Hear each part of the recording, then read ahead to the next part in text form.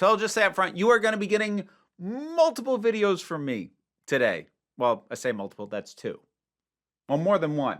If you're expecting me to do anything on the Oscars, not going to do it. I don't care. I mean, I am glad that Everything Everywhere All at Once won as much as it did, but overall, as far as the ceremonies go, I don't care. I haven't in a while. But I've also got a review for the finale of The Last of Us. That'll be out later today. But first, we have a full trailer for The Little Mermaid, the live-action remake. Now, before I watch this and react to it, a couple of things. One, the original Little Mermaid is what I consider to be my nostalgic favorite. Like, I see issues with it now that I have a hard time ignoring, but it's the one I loved most as a kid, and that's never going to go away.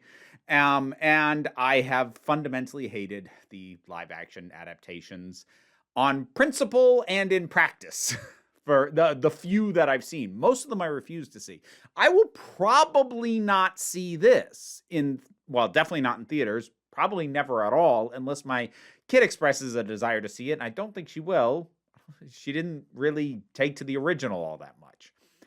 I'm still going to react to it because I'm very curious, but I will say that anyone who is excited for this movie, be it based on the trailer or just in general, I am not trying to take anything away from you. I've seen enough reactions or responses from people who are really excited for this that, like, that's great. For me, and the perspective I have, because as I am frequently having to point out, I can only speak with the perspective that I actually have. I'm not, boy, this is kind of a morbid curiosity because I want to see how much stuff they're going to debut in this trailer that we haven't seen yet. Because we've really only seen Ariel herself, who honestly seems fine. Seems totally fine. But let's see.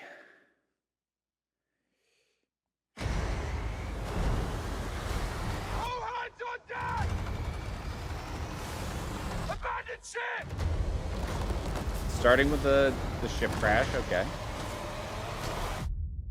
See, I would say they went bigger, but it did blow up in the original. They went big back then, too.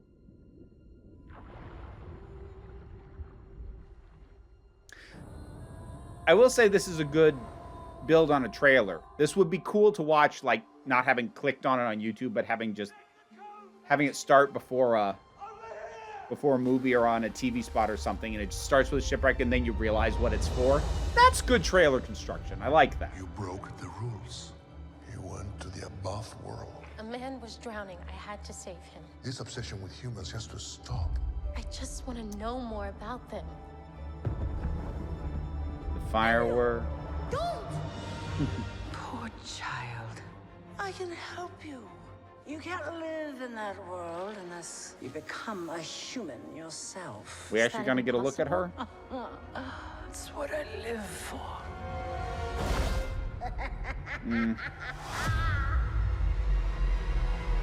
Coming across a little better than I thought I would, but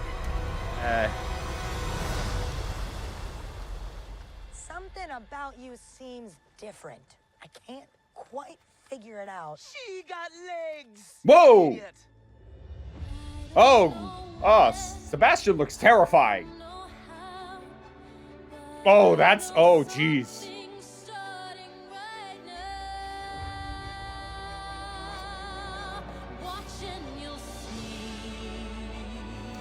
Okay. I mean, decent enough rendition of the song. He's a human. You're a mermaid. That doesn't make us enemies.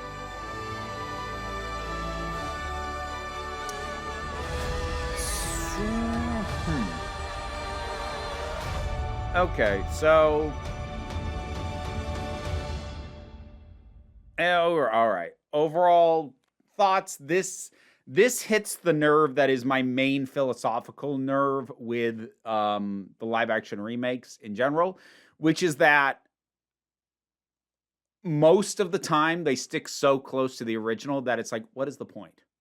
We have this story already. And then more often than not, whatever changes they make are only there to make it longer, and they make the story worse. This is the thing. While I don't think either of them is an especially good movie, I'm at least more okay with the existence of Cruella and Maleficent because those are new stories. Those took bigger swings creatively. I don't I don't think that either of them really landed. Cruella kind of broke my brain, and Maleficent is, well, it's the opening act of a really great movie, and the bonkers third act of a fun movie, and the middle act of white noise. But anyways, I at least understand the reason to do those more, because you are, in fact, telling new stories. When we get more into the areas of Cinderella, Beauty and the Beast, The Lion King, and now this, like, you're just doing it again. Down to recreating some of the iconic shots, which I get why you would. They're iconic for a reason, but at the same time, what are we bringing to the proceedings here? Besides a terrifying looking Sebastian. I'm not surprised. Like, Sebastian was one of my favorite characters, like, as a kid. I loved him. I'm not surprised, despite the fact that he has arguably the most iconic song ever. It's between, like, I think the argument is between Part of Your World and Under the Sea. He's got one of the two most iconic songs from this thing, but we barely see him in this trailer. But if he's looking like that, I'm not shocked that they're kind of hiding him and focusing on the people, because the people look fine. Oh, geez. So Ursula. I'm just kind of over Melissa McCarthy, just as a presence. I think at this point, as an actress, I feel like she's squandering her own talent. I think she is capable of a lot more than she does, but she's doing what people know her for, and it's paying her bills, and fair enough.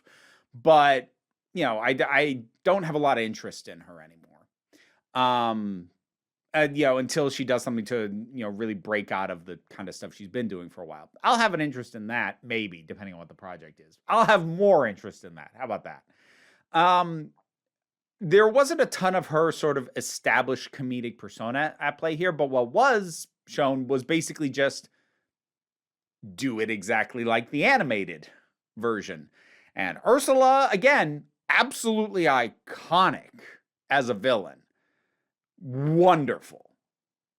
And if you're just going to do it again, then what are we doing? What are we doing? The funny thing is, as much as some people have very loudly complained about it, I would actually argue that the distinctly different look, due to casting non-white for Ariel and also Triton, actually makes just seeing them, for someone like me at least, go down a bit easier. Because, yeah, they're recreating some of the same images, like the Part of Your World and the water comes up behind her, and like, yes, you're recreating that shot. We're just doing it from the other side. Wow, big innovation. But it does make it go down slightly easier that she looks as different to the animated Ariel. Now, would it remove the entire problem of just copy pasting from the original if everyone just looked distinctly different? Well, no, problem would still be there, but it would at least dampen it, again, for me, slightly, if they weren't also looking so much like the original, which Melissa McCarthy very much fits into that. Like I said, I don't plan to see this anyways. If this got you excited, phenomenal. But yeah, this just reminded me of, like, I'm less aggressively angry about it than I used to be, but this just reminds me of the reasons that I have hated these things conceptually from the beginning. And that has never changed and never gone away. For as few of them as I've actually seen, I just fundamentally hate the idea of remaking animation in live action when you're basically doing the exact same thing. I feel it fundamentally undermines the art of animation because it treats the live action like the real movie, which I find insulting to an amazing art form, especially because most of these movies end up being longer, bloated, and inferior. Will this end up that way? I don't know. Probably never going to watch it. If you do watch it, I hope you like it. What are your thoughts on this trailer? Whatever they are, drop something down in the comments. Let's talk about it. Patreon pays the bills and enables me to do this as my living. Any amount you can contribute is of great assistance, but even if you can't, the like, share, subscribe stuff. I started to forget my own outro. The like, share, subscribe stuff, it helps me out as well, but don't worry about that too much either. We take a relaxed attitude around here, so you can come on back next time you need a break. This video wouldn't have been possible without my supporters over on Patreon, and I would especially like to thank Robin Moore, Zubin Lutfullah, Tarak, the thing that goes doink in the anime, Ruth, Oliver B., Ulrich Bogdan, Melinda Walters, Imudelki, Leotha Boyd, Auntie Kate 808, Becky Sparks, Bernabe Lax the Poodle, Robin Powell, Tracy Scrabbit, Angry Casperl, Tim Price, Adam R.D.L. Taylor, David Hall, General Contact Unit Problem Child, Shayla Gourlay, and Rosalind Bennett. Thank you so much.